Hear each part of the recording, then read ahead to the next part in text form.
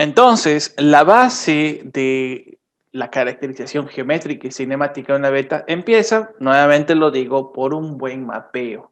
Y en el mapeo de las betas, inicialmente, si no hay suficiente data, ya, tectónica estructural, al menos lo que debemos tener bien claro es su geometría, con sus variaciones laterales y verticales, y también tener en cuenta los distintos rumbos y buzamientos que puedan tener, porque forman flexiones, no siempre conservan el mismo ángulo de buzamiento, y también tener en cuenta la variación de la potencia. Muchas veces simplemente las potencias se adelgacen tanto de un lado a otro, porque en efecto, como yo coloco en ese gráfico central, pues son zonas de cizalla.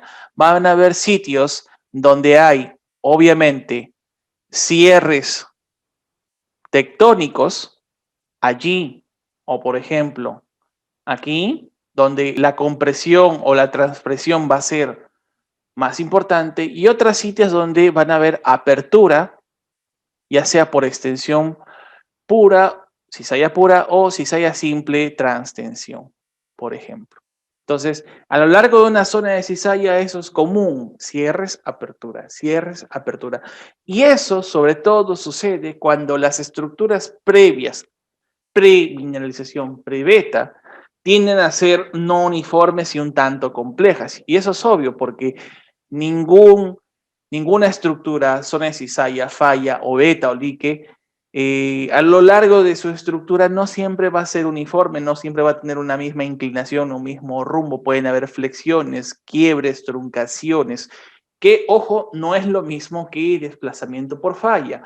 Y por esas razones las fallas lateralmente pueden cerrarse, pueden estrangularse y desaparecer, como en el caso que nosotros tenemos aquí, que estoy indicando en los cierres. No hay ninguna falla de por medio, pero eso es lo que normalmente, a lo que normalmente se le atribuye. Desaparece la beta, hay una falla.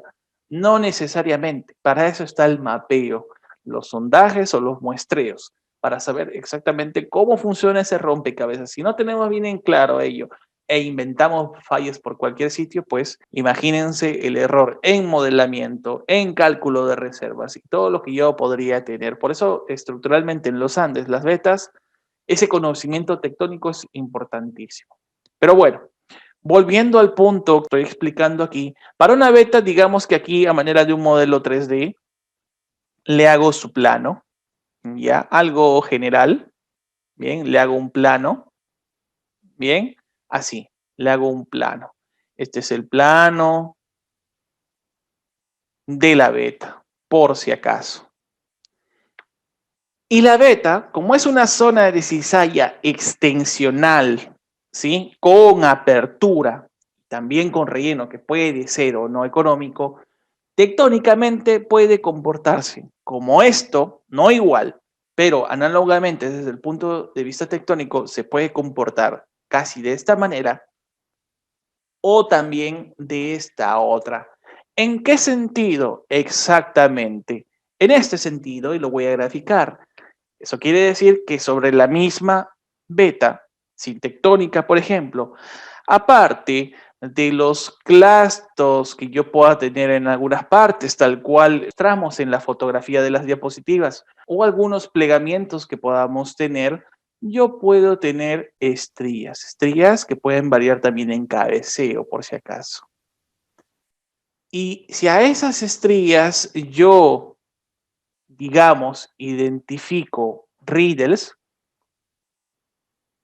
bien, o foliaciones tectónicas que tienden a ser más tangenciales, más flexionadas, pues se darán cuenta que ya tengo igualmente indicador cinemático y vector de movimiento. Por lo tanto, si estas últimas características son intrínsecas de ese sintectonismo, por lo tanto, yo podría después con el análisis determinar su estado de esfuerzo, es decir, saber exactamente cómo se produjo la inyección de fluido para tener esta beta. Esa es la importancia de una beta sintectónica. Más allá de la descripción que nos ayuda a determinarla como tal, esta es la utilidad práctica. Ahora, la toma de datos, si ustedes ya la dominan más o menos, como ya he hablado más arriba, tomar los rumbos, tomar los buzamientos, cabeceos y cinemáticas, y de las cuales vamos a hablar más a fondo en la parte práctica con los datos del material de trabajo. Pues aquí también es lo mismo. ¿Saben eso? Automáticamente esto es muy sencillo. Yo puedo tomar, por lo tanto, datos en cualquier parte aquí. Un dato, dos datos, tres datos, cuatro datos, e individualmente, otra vez lo repito, rumbo, buzamiento, el cabeceo, por supuesto, cabeceo y la cinemática. Aquí ya no voy a hacer un ejemplo como en los casos anteriores, explico que sirve para lo mismo. Para lo mismo. El rumbo y buzamiento, el arregla de la mano derecha, el cabeceo de 0 a 90 grados según la dirección hacia donde están inclinadas. Las estrellas allí, por ejemplo, pueden ser fibras de recristalización inclinadas hacia la derecha. Digamos que hacia la derecha tenemos el sur. 0 a 90 grados, no sé, 60 grados de promedio hacia el sur aproximadamente. Y la cinemática puede ser normal, normal dextral, no lo sé. Eso ya puede variar. Pero en el caso de las vetas sintectónicas hay que tener un filtro, hay que tener una consideración bastante especial. Si nosotros asumimos que tomamos datos de cinemáticas propias de una beta sintectónica, entonces solamente tengo dos opciones posibles en las cuales esos datos me van a mostrar a mí adecuadamente los campos de esfuerzos. ¿Y cuál viene a ser ese criterio? De que la cinemática que yo tenga aquí, tengo distintas opciones, o que sea normal dextral, asumiendo que la primera cinemática es la principal, normal dextral, puede ser normal sinestral o normal pura, como quieran llamarle, o también esto puede ser sinextral normal y o dextral normal. ¿Por qué digo que esto es así? ¿Por qué es importante tener en cuenta esto? Porque todos estos casos que, por ejemplo, planteamos desde el modelo de Anderson, son casos en los cuales, voy a agrandar esto, son casos en los cuales hay apertura tectónica. Y es la apertura tectónica que yo asumo, ya, que yo asumo que se dio para tener ese sintectonismo al mismo tiempo que la beta. Es decir, si yo encuentro en el campo datos, mediciones y tengo cinemáticas compresionales, esos datos lo más probable es que sean propios de un evento posterior a la misma beta. Entonces, son datos que me sirven para establecer paleoesfuerzos, sí, pero como un indicador del estado de esfuerzos de la misma beta, que es algo muy distinto. Parece un poco difícil y complejo eso que yo menciono, pero es el criterio obvio. Una beta no se va a formar completamente en una zona de cierre. De desgarre sí, que pueda tener por allí alguna compresión local por acomodo, por rugosidad o complejidad del mismo plano de la zona de cizalla, sí, puede ser. Pero para tener una apertura, digamos, de 5 centímetros, 1 metro, 2 metros que puede tener una beta, por ejemplo, y más aún mineralizada, eso no se va a dar en una cinemática de cierre tectónico, compresional o transpresional. No se puede dar. Entonces, es una de las cosas que yo debo tener, lo repito nuevamente, cinemáticas, extensión pura, como en el caso primario que yo indico acá, o en los casos de la transtensión, ni en compresión pura, ni en transpresión, por si acaso. ¿Ya?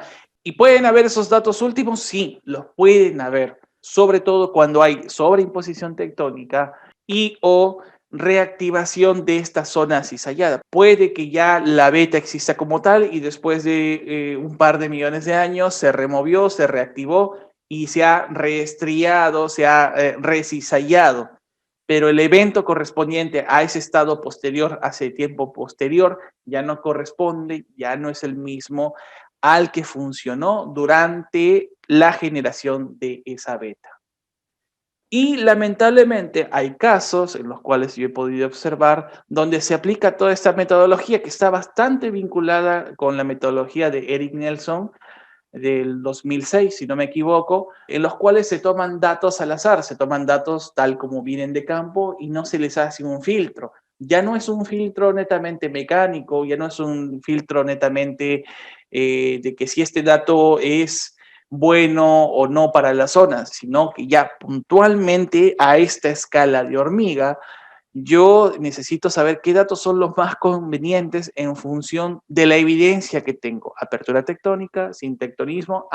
Tengo dos únicas opciones, o transtensión o tengo una extensión pura. Fíjense hasta aquí cuál es la importancia de todo lo anteriormente explicado. Ya para finalizar con esta parte, si bien yo puedo tomar y discriminar los datos de la manera que expliqué, esto tiene una utilidad bastante importante. No es solamente una cuestión académica, geocientífica desde el punto de vista de los paleoesfuerzos, sino que tiene una aplicación muy importante en la exploración minera, tanto en superficie como en subsuelo. Y ello está relacionado con lo que nosotros llamamos como clavos mineralizados. Bueno, cuando hablamos de clavos estamos hablando de un término bastante coloquial, si se podría decir así. El nombre correcto son los Ortshoots. Bien. Los Ortshoots, los clavos mineralizados, no son otra cosa que franjas de mineralización, franjas donde hay una variabilidad en los valores de anomalías geoquímicas para un elemento metálico dado. Y esta distribución espacial tiene también una tendencia estructural, sobre todo si es que está vinculada a procesos tectónicos, tal como sucede en epitermales, por ejemplo, y en algunos casos también en pórfidos, por si acaso.